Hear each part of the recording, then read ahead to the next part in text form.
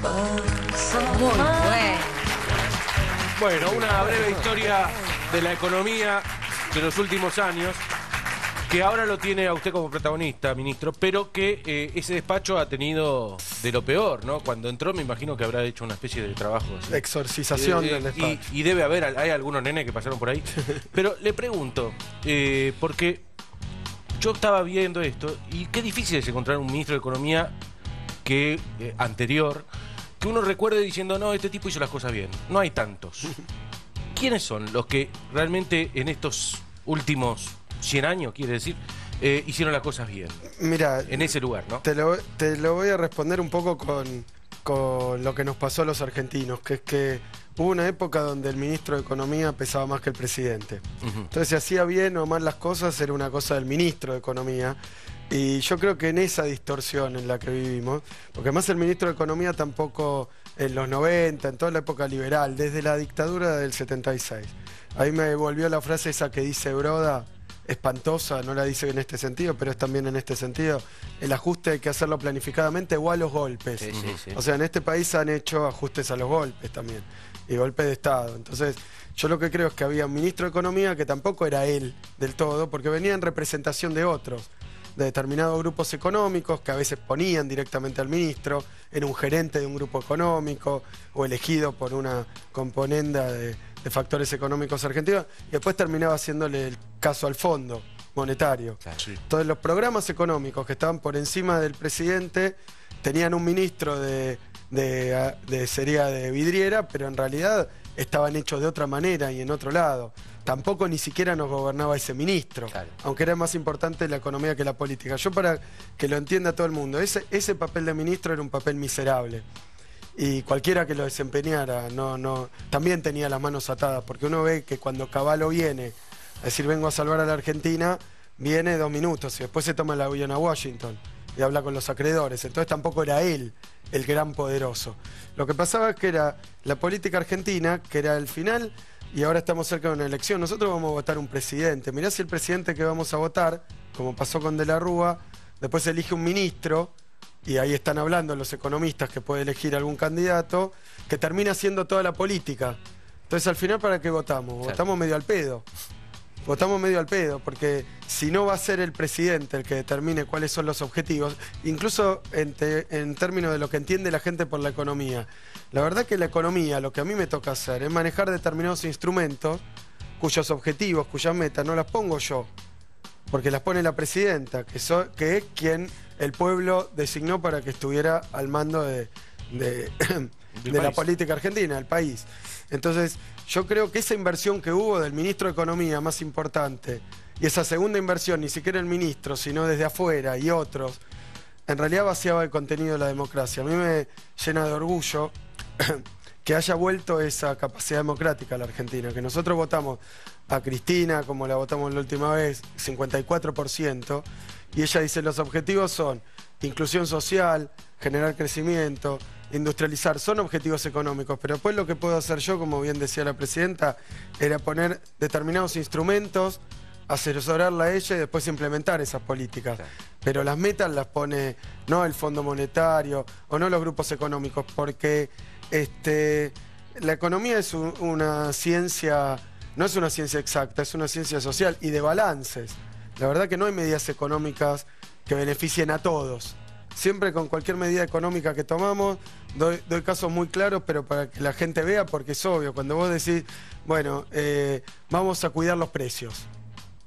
Todo el mundo parece que está de acuerdo. Vamos a impedir que los precios crezcan demasiado.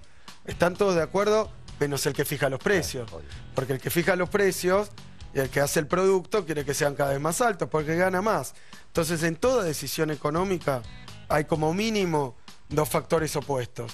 Y hay que buscar balances, porque vos no podés ni fundir a todas las empresas poniendo los precios demasiado bajos, ni fundir a toda la gente poniendo los precios demasiado altos.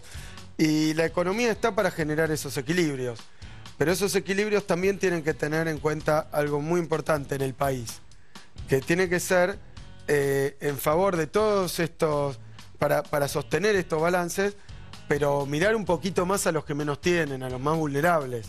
Mirar a los 40 millones de argentinos, pero si hay uno que no puede comer, si hay uno que todavía está sin laburo, si hay uno que está sin vivienda. Bueno, ahí hay que hacer un esfuerzo más. Y esos balances y esos esfuerzos en general se hacen desde el Estado.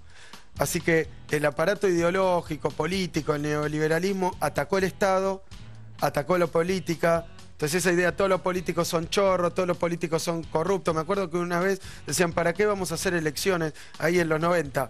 El costo, lo que cuesta al Estado mantener un Congreso. Bueno, en el último balotaje de Capital se planteó el costo claro, del balotaje. ¿para qué vamos a votar? Era un costo inútil. Claro. ¿Y por qué no la querían hacer? Bueno, porque había 3 puntos de diferencia. Claro. Entonces yo digo, claro, lo querían hacer bajar a uno de los candidatos. Sí, sí, sí. Y eso también. Yo creo que esto es muy importante muchas veces al gobierno. Nuestro gobierno le dicen, ustedes se pelean con todos, están discutiendo todo el día.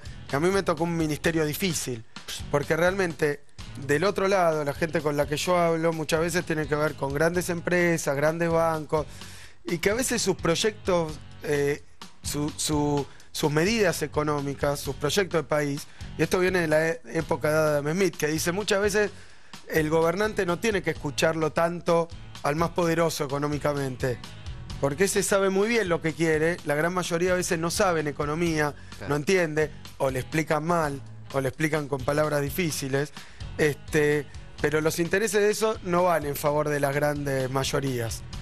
Entonces a veces te toca pelearte un poco, sí, ¿por qué no? Pelearte un poco, pero no porque uno esté enojado o algo así, sino porque lo que te piden, lo que te exigen, es inaceptable, porque va a perjudicar a millones.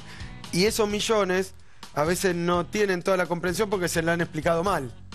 Y a veces los diarios que están financiados por esas corporaciones están a favor, y ahí veíamos algunos periodistas también diciendo, bueno, lo que se viene es cabal, lo que viene es cabal. Y eso genera opinión. Claro. Pero entonces yo creo que no es tanto de persona, nuestra forma de ver la política no es tanto este ministro, es un movimiento. Y es determinada visión política que trata de pensar más en las mayorías. Que no es tampoco que excluya a los empresarios, pues sin empresarios tampoco habría país. Sin bancos tampoco habría país. Pero el tema es que a veces no hay que ganar demasiado, no se puede ganar demasiado, si ese ganar demasiado es en contra de todos los demás. Porque al final el país termina en un desastre. Cuando los que querían ganar demasiado ponían al ministro, era un empleado de ellos, capaz hicieron mucha guita, pero terminaron ellos también muy mal, en un país desastrado. Entonces yo creo que la enseñanza de todos estos años es que sí, que la política es muy importante, porque lo que nosotros votamos son determinadas orientaciones. Y la economía no se puede poner adelante de la política, porque cuando la economía está delante de la política, no es que sea economía pura, es política, es ideología, pero al servicio de unos pocos. Muy bien, muy bien. ¿Sabés qué?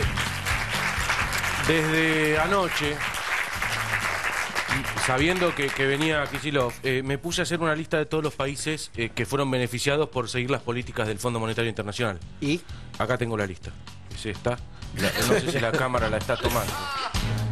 Son todos los países que fueron beneficiados después de seguir las políticas del fondo. Muy bien. España, ahora, una de las grandes ideas de Lagarde en España es que para disminuir la desocupación en España, el paro, lo que dicen ellos, es trabajar gratis. Yo creo que nos están cargando a todos y no nos damos cuenta. Y lo peor es que ellos cobran sueldo, ¿no? Porque al fondo todavía abren la oficina y dicen, hola, ¿qué tal? ¿A quién cargamos hoy? ¿Cómo es el laburo de la gente esta? Ir todos los días a la oficina a ver a quién cago. Es difícil, ¿no? Qué gente linda. Bueno, y si no, alguno que se trinca la mucama en el hotel, ¿no? Pero bueno, eso no pasa nada. Después sale libre.